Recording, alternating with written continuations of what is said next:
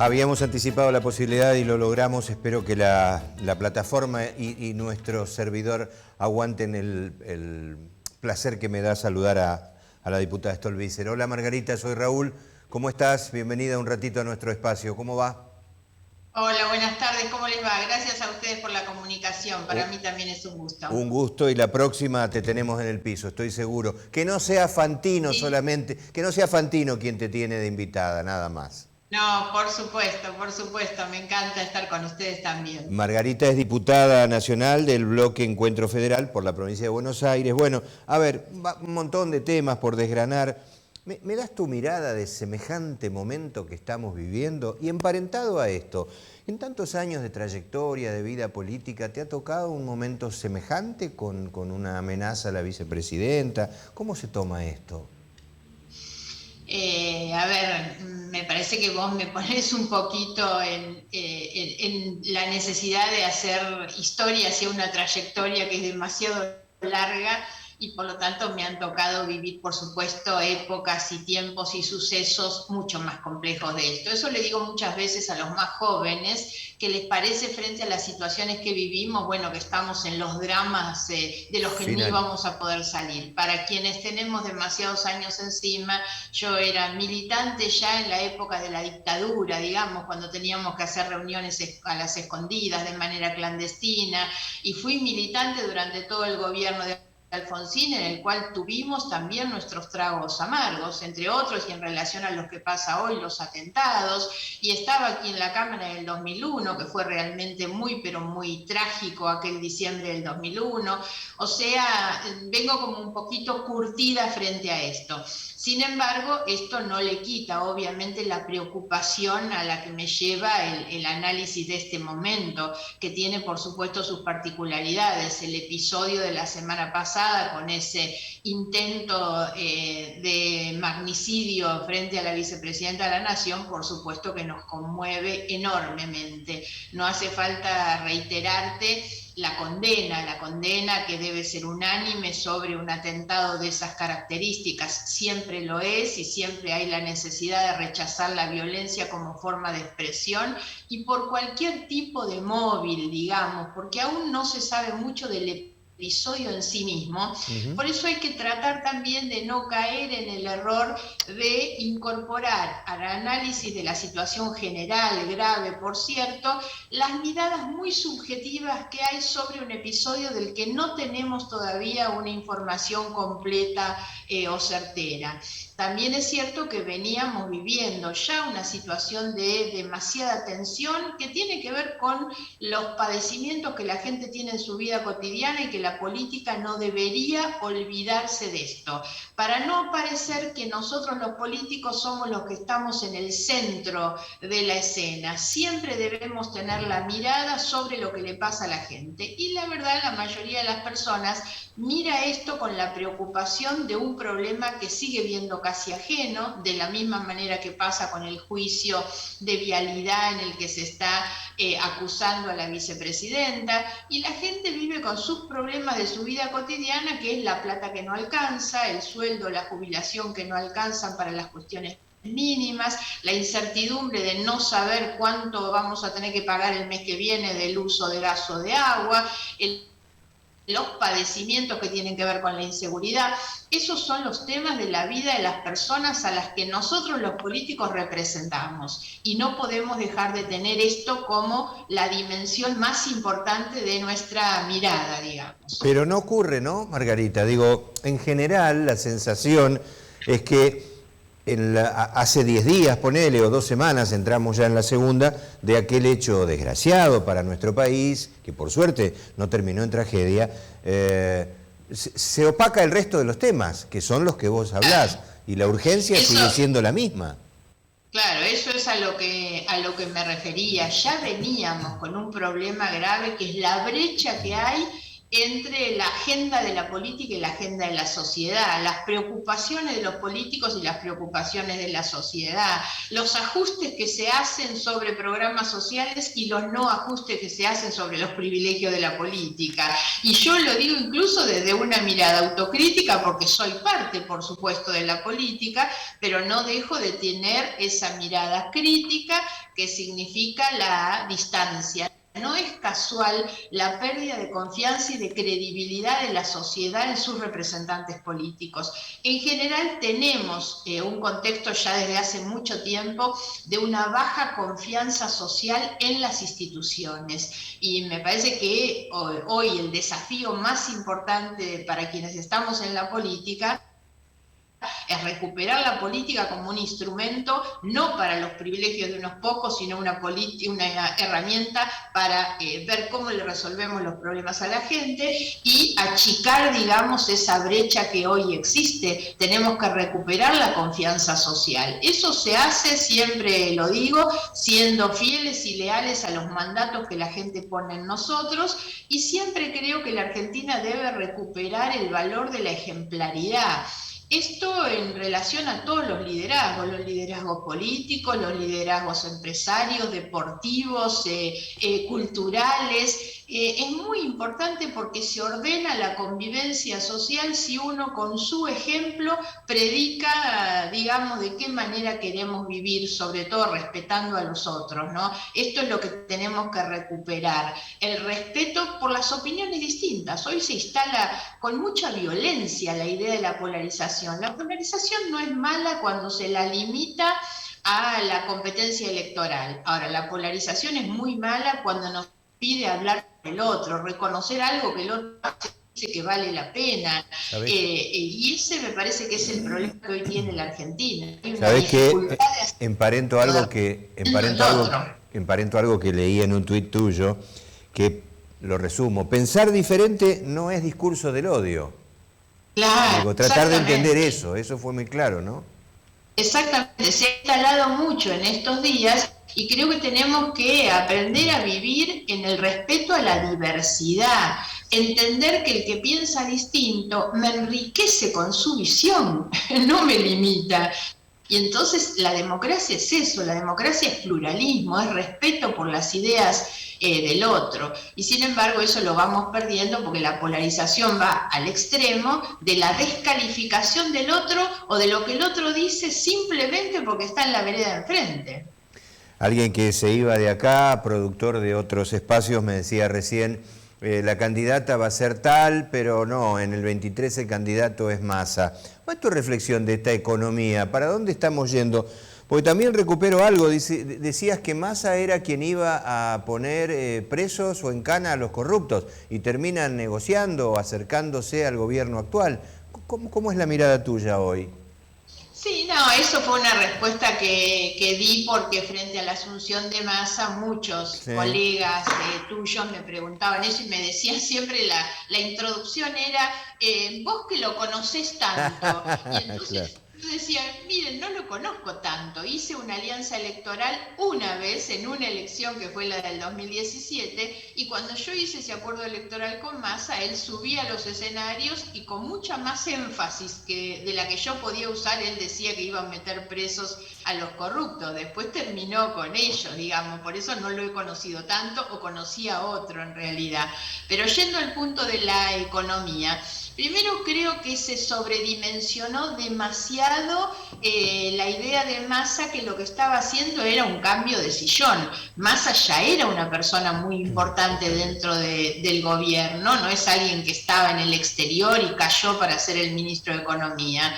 Él estaba sentado en un sillón que nada menos tenía un lugar en el orden sucesorio presidencial y forma parte del trípode de las decisiones de la Argentina con Alberto y con Cristina. Entonces ya era una persona muy importante como para pensar que porque cambiaba de sillón podía aportar muchas más cosas. Magia no hay, no existe magia y el Superman es de las historietas, no debemos esperar, digamos. El problema que tenemos no es quién es el ministro, qué medidas aplica o qué consigue ahora en su viaje a Washington. El problema es el contexto, porque el inicio de tu pregunta era hacia dónde vamos, y yo creo que ese es el problema central, es no saber hacia dónde vamos porque estamos con un gobierno sin rumbo, la verdad, pero esto ocurre desde hace mucho, no es ni culpa de Massa ni que Massa vaya a poder resolver esto de la noche a la mañana. El gobierno viene muy mal y muy a los tumbos, dando manotazos permanentemente sin que sepamos realmente hacia dónde vamos. Si tomamos lo que son los problemas, pues siempre digo, hay que bajar y anclar los problemas que a veces se discuten muy desde la macro, bajarlo a lo cotidiano. ¿Cuáles son los problemas de la economía en la cotidianeidad? La inflación, los precios, y sobre esto no sabemos qué medida, y ya sabemos que el control de precios fracasa, digamos, y no hay sobre eso nada. La otra son las problemáticas del empleo, y tampoco tenemos nada relacionado con el empleo, que hay para crear empleo nuevo, empleo genuino, para que el salario alcance. Estas son las cuestiones que tienen que ver con las problemáticas económicas de nuestra vida cotidiana. Si a esto agregamos que en el medio de toda esta crisis, esta situación que estamos viviendo, se han recortado los presupuestos de las áreas sociales, educación, salud. Bueno, digamos que no estamos bien, a eso me refería yo antes cuando decía, hay otras áreas en el gobierno o en el presupuesto como para recortar y no recortar justamente lo que tenía que ver con la construcción de aulas, de salas, de jardines de infantes, de computadoras. Me parece que no está bien el gobierno en esto, pero insisto, es algo que tenemos ya desde hace tiempo, no es una cuestión nueva ahora, ni que Massa la ocasione, ni que Massa la vaya a poder resolver. Margarita, bueno, después te pregunto lo mío. Alguien que sabía que te iba a entrevistar me dijo, pregúntale cómo se lleva con Manes, así como muy insidiosa la pregunta, que integran el mismo espacio. ¿Tenés una relación directa? ¿Estás bien? ¿Hay una relación colapsada? ¿Cómo es hoy? No, es excelente mi relación y además tendrás presente que yo ingresé a Juntos por el Cambio el año pasado, después de muchos años de haber intentado construir algo por afuera de los márgenes de la grieta, y el año pasado cuando nosotros nos incorporamos como partido GEN a Juntos por el Cambio, dijimos que eso era por la puerta de comodidad que nos abrió Facundo Manes con un discurso mucho más progresista y humanista, digamos, y eso es lo que a nosotros nos dio la comodidad. Toda la actuación posterior de Facundo, lo que él viene construyendo con esta consigna de la empatía. La empatía es ponerse en los zapatos del otro para saber qué siente y cómo podemos ayudarlo, digamos. A mí me representa absolutamente. Tengo con él una relación personal y política permanente, conversamos sobre todas las cuestiones y creo realmente que Facundo viene a cubrir bastante las necesidades de una sociedad que, como te decía, se siente muy poco representada por la política tradicional. Entonces Facundo, además de reunir condiciones personales de capacidad, integridad, por supuesto, son dos cuestiones centrales, capacidad para liderar equipos, formación profesional, honestidad personal. Además de esas cualidades personales, reúne algunas condiciones que lo hacen apropiado para este contexto y este tiempo, que es un momento de baja credibilidad en la política tradicional por los fracasos que venimos arrastrando desde la política tradicional, y él viniendo un poco de afuera, sin esas trayectorias, creo que hoy está en mejores condiciones de representar al ciudadano común en realidad. Bueno, como verás, vengo muy comprometida y jugada con acompañar a Facundo en esta idea que él tiene, que es su candidatura presidencial para el año que viene. Sí, está trabajando por ello. Tanto para hablar y tan poco tiempo me queda, pero me estaba pensando en alguna frase también que decías que Mauricio Macri le era tan sensible, que era como la Cristina de Larreta. ¿Me contás eso? ¿Cómo lo entiendo? No, eso, digamos, o sea, yo vengo planteando desde hace tiempo que hoy tenemos nosotros una autoridad presidencial muy debilitada, en realidad la figura de Alberto Fernández, la autoridad presidencial muy debilitada, y eso es por lo que los periodistas llaman el fuego amigo, el fuego interno, digamos, pues no tengo duda que lo que más ha debilitado a Alberto Fernández, además de sus errores propios, es todo el fuego que le ha tirado Cristina Kirchner con sus cartas públicas, sus críticas públicas, digamos. Y en el sentido del otro lado, de la otra coalición, hace un año atrás o 2 años, Larreta estaba instalado como un candidato requete firme, con una figura muy fuerte, con niveles, digamos, de imagen pública muy alta, de intención de voto muy alto. ¿Hasta qué? ¿Cómo? Hasta que apareció. Apareció Macri en el escenario. La llegada de Macri al escenario público, con esta cosa que algunos dicen que no se sabe si es candidato, si no es, pero de hecho su aparición debilitó la figura de Larreta, que para mí es un muy buen candidato, es un buen jefe de gobierno, pero hoy su figura está venida a menos en la misma relación en que aparece la figura de Macri. Y creo que pensar hoy en un escenario político, otra vez con el centralismo de las dos coaliciones puesto por un lado en Cristina y por el otro lado en Macri, es una mirada de la Argentina para atrás, para el pasado, y yo creo mucho más en que nosotros tenemos que pensar hacia adelante, ¿no? También es difícil pensar una imagen política futura sin Mauricio y sin Cristina. Bueno, pero acordate que ya en la elección del 2019, cuando Cristina es quien define esa estrategia de poner a Fernández, se decía, no se puede con ella, tampoco se puede sin ella. Totalmente. Y bueno, yo creo que son liderazgos que por supuesto existen y son muy fuertes, pero también hay que entender qué es lo que le hace bien al país, y al país le va a ser mucho mejor salir de esta polarización tan brutal, tan extrema, digamos, y los líderes tendrán que ocupar otro sitio, me parece. Pero bueno, tal vez no soy la más autorizada para decir, es simplemente una opinión. Está muy bien. Cerrá vos, Margarita. ¿Se sale? Déjame esta mirada tuya. No digo haciendo siempre futurismo, mirando lo que viene. Sí, siempre creo que sí. Un poco vuelvo a mi primera respuesta. La Argentina ha sufrido momentos mucho más críticos que los que estamos viviendo hoy, tanto en materia política como económica y social, y por lo tanto siempre creo que se sale.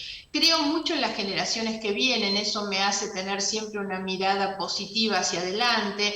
Creo que tanto en la política, Facundo es obviamente uno de los ejemplos, un muchacho que tiene alrededor de los 50 años, como te puedo mencionar a Lustó, a María Eugenia Vidal, hay muchos referentes, y también los hay en la otra coalición. Y yo creo que tenemos que poder mirar que hay una generación que viene con menos vicios y prejuicios que la mía, y eso es bueno para la Argentina. Y esto pasa en la política como pasa también en los sectores empresarios, en muchas áreas, digamos. Creo que podemos mirar hacia adelante con una generación que va a tener mucho para aportar, y eso es lo que me da la esperanza de que el tiempo que viene, no lo inmediato, no te estoy diciendo que vamos a lograr mejorar y cambiar eso ni con una elección el año que viene ni en un corto plazo, pero pienso que hay que trabajar para superar estos momentos, salir de esta grieta, de esta polarización que tanto daño nos hace, y que tendremos no dentro de tanto tiempo una mejor generación de políticos. Que ocurra por el bien de todos. Por hoy te dejo mi abrazo. Un enorme gusto habernos reencontrado. Espero que la hayas pasado bien. Como vecina tendría para hablar de lo local, pero lo hacemos en una próxima charla. ¿Te parece? Sí, por supuesto, con mucho gusto. Gracias a ustedes por la comunicación y hasta pronto.